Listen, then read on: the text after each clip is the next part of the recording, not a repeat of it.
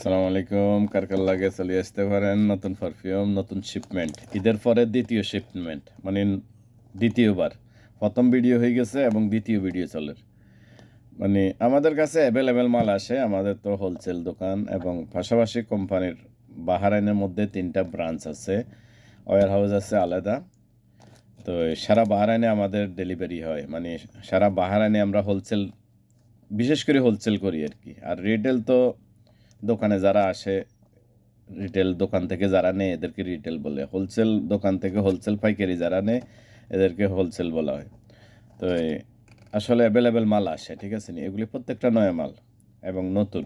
ভিডিওর ইয়াতে তো বোঝা যায় যে, ঠিক আছে নি, এই যে পারফিউমগুলি নতুন, এখন আমি ওপেন করবো। তো শিপমেন্ট নতুন এবং পারফিউমও নতুন। তো কিছু পারফিউমে আবার